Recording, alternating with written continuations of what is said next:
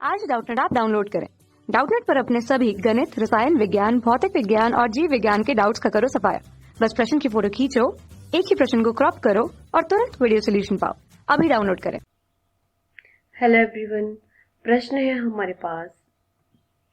माना f और g दो अवकलनीय फलन हैं तो r से r धनात्मक में परिभाषित हैं। यदि x बराबर है c पर f(x) का एक स्थानीय अधिकतम मान है तथा x बराबर c पर ही g(x) का एक स्थानीय न्यूनतम मान है तो फलन h(x) बराबर है f(x) बटे g(x) का कैसा मान होगा x बराबर है c पर। ठीक है, तो आइए देख लेते हैं। अब हमें दे क्या रखा है कि x बराबर है c पे f(x) तथा g(x) के कैसे मान है अधिकतम और न्यूनतम। तो हम कह सकते हैं कि f डैश c भी शून्य होगा और g डैश c भी शून्य होगा, क्योंकि इनका एक एक अधिकतम और न्यूनतम मान है कहाँ x बराबर है c पे। ठीक है, और हमारा फलन तथा हमारा फलन दे रखा है h(x) बराबर है f(x) बटे g(x). ठीक है, अब यहाँ से हमें देखना है कि h(x) के मान कैसे होंगे x बराबर है c। तो उसके लिए हम इसको c के रूप में लिख लेते हैं। तो f c बटे g c। अब हम क्या निकाल लेंगे, h डैश c निकाल लेंगे इसका अवकलन करके।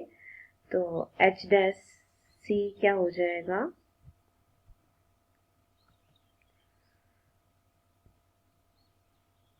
हर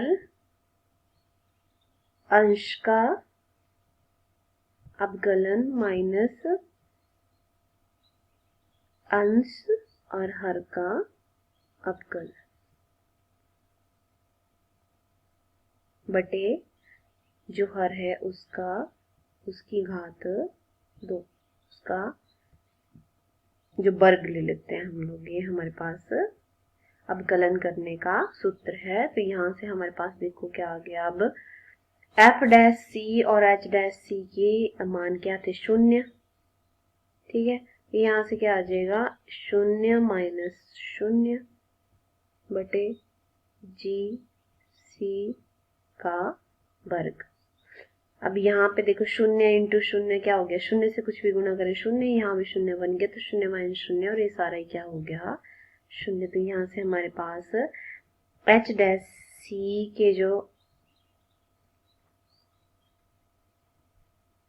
h डैश c किसके बराबर आ गया, 0 के बराबर। ठीक है, अब देख लेते हैं कि हमारा जो फलन h(x) है वो x बराबर है c पे कैसे मान देता है। तो उसके लिए अब देखो हमारा जो फलन f(x) है और g(x) है वो कैसे मान देते हैं, अधिकतम और न्यूनतम मान देते हैं x बराबर है c पे।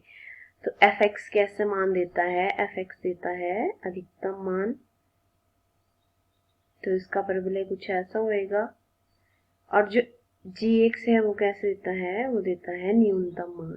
ठीक है, कब, x बराबर है c पे और ये भी x बराबर है c पे। ठीक है, मतलब यहाँ पे कोई बिंदु है b और कोई बिंदु यहाँ पे है a। तो यहाँ पे इनके मान, इसके क्या है अधिकतम मान, न्यूनतम और इसका अधिकतम मान। देखो अब यहाँ से b से पहले अगर यहाँ कोई हम बिंदु लेते हैं तो उस पे f(x) फलन का मान क्या होएगा, घटेगा, क्योंकि इसका जो आलेख है वो देखो नीचे की तरफ आ रहा है। इसका मतलब यहाँ से इसका मान घटना शुरू हो जाएगा। लेकिन यहाँ पे सेम वही, अगर यहाँ पे हम कोई बिंदु लें तो इस g(x) फलन का मान क्या होगा, यहाँ पे ये वर्धमान है, इधर की तरफ बढ़ता हुआ दिखाई दे रहा है हमें। तो यहाँ से हम लिख सकते हैं कि जो हमारा फलन है hc की, अगर उसको फॉर्म में लिखें तो उसके मान हमेशा क्या होंगे, c माइनस h से बड़े और यहाँ पे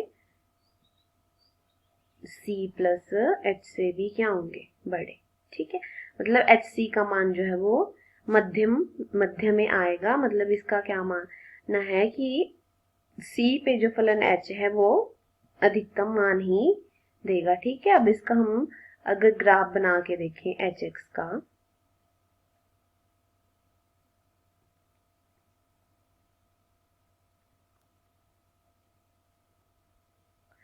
HX का अगर हम ग्राफ बना के देखें तो ये कुछ इस तरह का आएगा, ठीक है। यहाँ पे बिंदु ले लिया हमने C, x बराबर है C, ठीक है। तो यहाँ पे जो है वो HX फलन जो है वो उसके जो भी मान आएंगे वो अधिकतम है। उसके बाद यहाँ को भी क्या हो रहा है, हमारा आलेख नीचे की तरफ आ रहा है, इधर भी, तो उसके भी यहाँ पे सबसे अधिकतम मान आएंगे। बाकी फिर इसका मान जो है वो धीरे धीरे क्या हो जाए, घटना शुरू हो जाएगा। तो अधिकतम मान कहाँ आ रहे हैं, HX के C पे।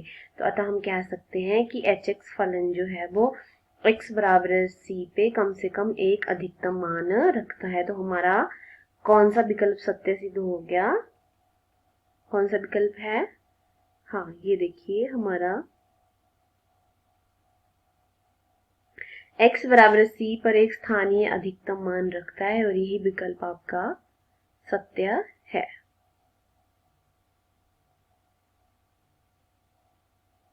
ठीक है जी, थैंक यू। कक्षा 6 से 12वीं से लेकर नीट, IIT, JEE वो एडवांस के लेवल तक 1 करोड़ से ज्यादा छात्रों का भरोसा। आज ही डाउनलोड करें डाउटनेट ऐप या व्हाट्सएप करें अपने सारे डाउट्स 8400 400 400 पर।